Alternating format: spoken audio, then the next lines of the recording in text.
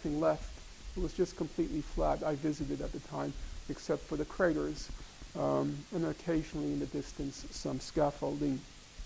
And the Israelis were very proud of what they did in the Dahya, and they coined a term.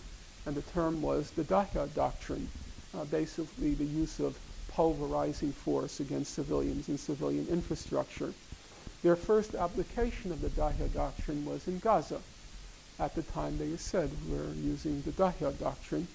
And they said in the future they're going to apply it again, which means Lebanon. Now, on one point, Israel and Hezbollah agree.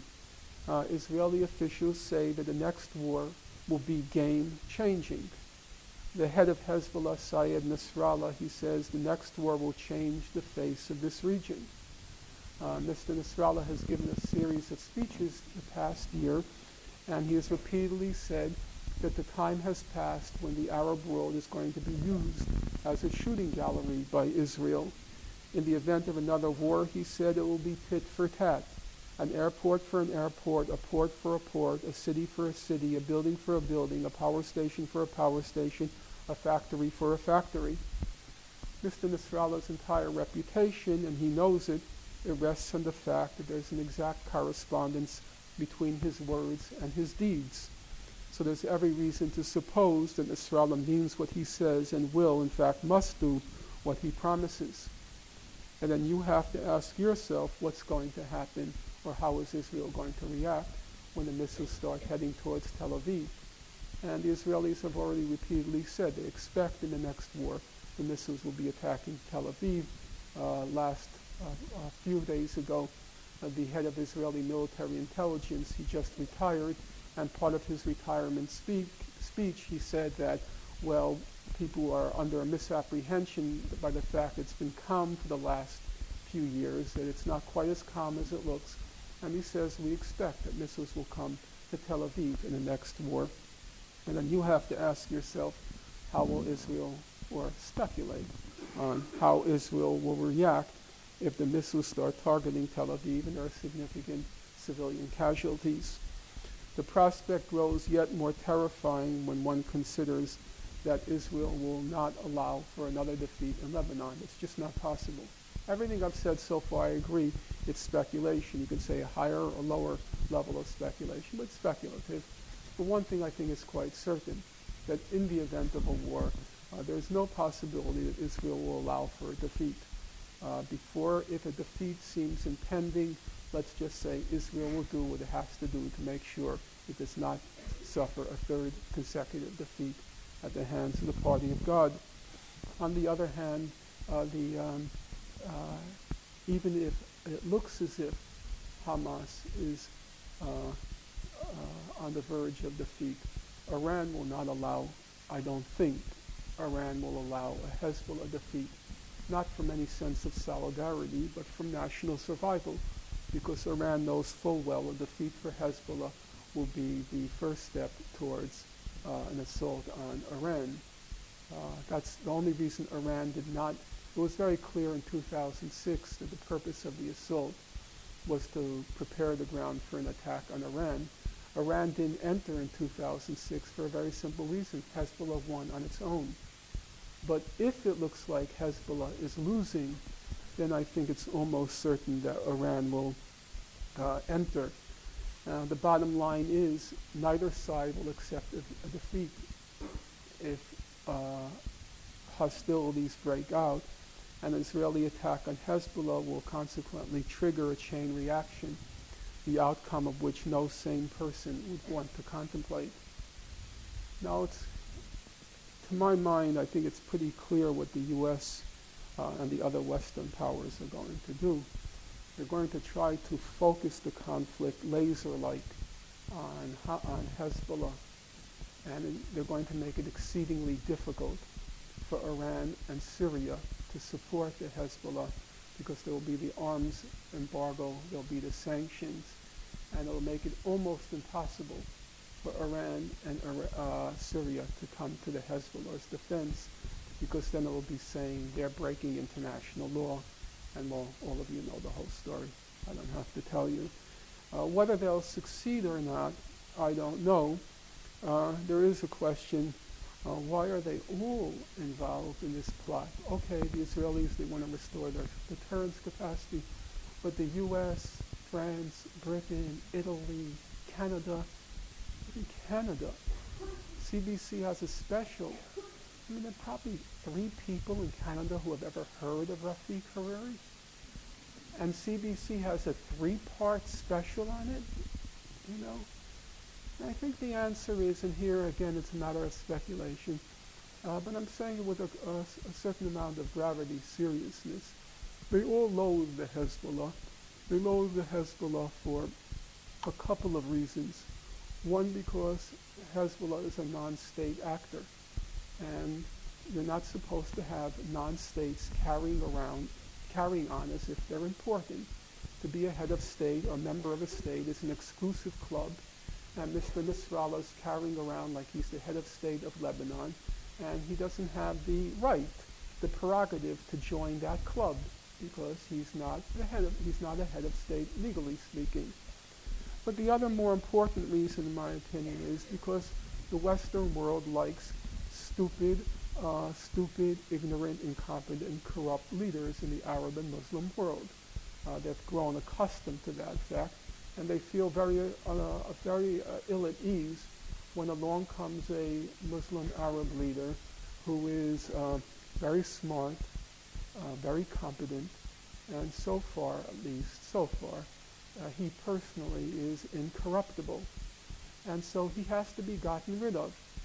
The ideal leader for the Arab Muslim world is someone like the rotting carcass, that laughing bovine in Egypt, Mr. Mubarak, or that preposterous buffoon, King Abdullah in Jordan, or those 7th century goat herders in Saudi Arabia. That's the that's the perfect leader for the Arab world and the Muslim world. And it's very striking when you see the contrast with Mr. Nasrallah. He's not a blowhard, and the blowhards seem to, there are good blowhards, someone like Mr. There are good blowhards, someone like, there's Jody and Shadia. There are good blowhards like Mr. Nasser of Egypt, but he was a blowhard. And then there are bad blowhards like Saddam Hussein, but Mr. Nasrallah is neither. And he's a problem for the Muslim Arab world. He's a problem for the Western world because he's serious.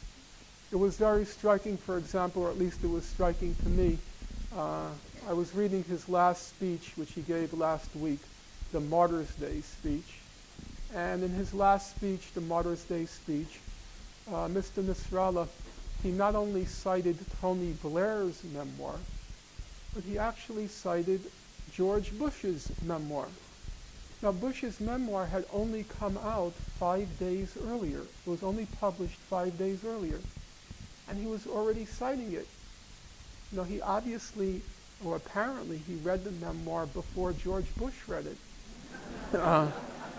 And when you compare him with the ideal Arab leaders, someone like Mr. Mubarak, who probably the only book he's ever read was The Complete Guide to Chewing Grass, or King Abdullah, The Instructions to PlayStation Computer Game, Saudi Arabia's Reed. No, let's not even go there. And so they have to get rid of this guy because he's carrying on in a serious, dignified fashion, and he has to be gotten rid of. That's not that's not the Arab world's leader. We like people like, Mubarak, what's his name, Abdullah, and of course we love Abbas from the Palestinian Authority. Some of you may not know it. I don't want in any way to diminish his credentials. Mr. Abbas, he is a doctor. Yes, he is. He has his doctorate. How many people are aware of that? Yes, he got his doctorate. He got it in Russia. He wrote his doctoral dissertation saying there was no Nazi Holocaust. So as you can see, and that was at his intellectual peak when he wrote. So he's the perfect leader for the Palestinians. Some of you might be wondering, well, wait a second, wait. Abbas, he's a Holocaust denier, and doesn't Israel and the United States, don't they not like Holocaust deniers like Ahmadinejad? Well, some of you, you're at Oxford, but obviously you suffered from cultural deficit because you haven't seen The Wizard of Oz. Have you seen The Wizard of Oz? How many of you have seen it? Okay, well, you'll know that in The Wizard of Oz there are good witches and there are bad witches. Good witches like the beautiful Glinda, and bad witches like whatever her name is, I've forgotten. And just like there are good witches and bad witches, there are good Holocaust deniers and bad Holocaust deniers. Ahmadinejad, he's a bad Holocaust denier. But Abbas, he's a good Holocaust denier because he follows American orders. And that's what they want in the Arab world. They like imbeciles to be heads of state. And so Mr. Nasrallah has to be gotten rid of. Where do we stand now? Well, the blockade of Gaza, that inhuman, merciless, heartless blockade of Gaza, it continues. There seemed to be a moment of hope after the assault in the Mavi Marmara, where pressure was put on Israel to lift the blockade. But 6 months later, just this past week, John Ging, who's the director of operations for UNRWA, the main humanitarian organization working in Gaza, John Ging said, and I'm quoting him, "There's been no tangible change for the people on the ground." The moment passed, and Israel, well, it got away with it. On the other hand, we shouldn't for a moment, in my opinion, underestimate the historic achievement of the people on the Freedom Flotilla. It was a nonviolent international grassroots initiative that proved able to force the hands of the world's mightiest powers. For 3 years, Israel had that brutal, heartless, merciless blockade on Gaza. The last stage began in June 2007 until the end of May. Not a single world leader said anything about it, not a peep.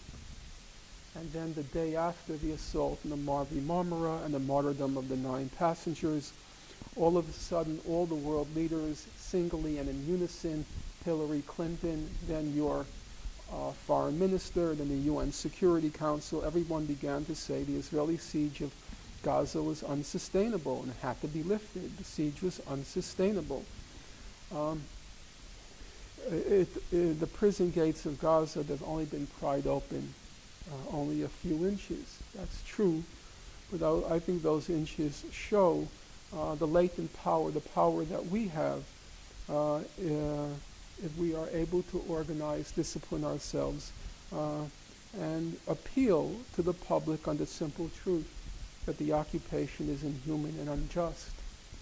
If the Mavi Marmara shows us what we can and should be doing, namely organizing ourselves and getting our act together, the so-called peace process, the soap opera that's played out in Washington, Tel Aviv, and Ramallah, it should show us what we should not do, which is to say we shouldn't squander any energy, any time, any investment emotionally in that peace process, because the simple fact is there is no peace process, there was no peace process, and there won't be a peace process for the foreseeable future.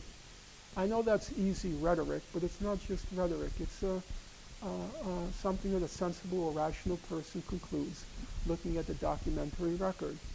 So let's take a simple illustration of what I'm trying to say. So we have a gentleman sitting in the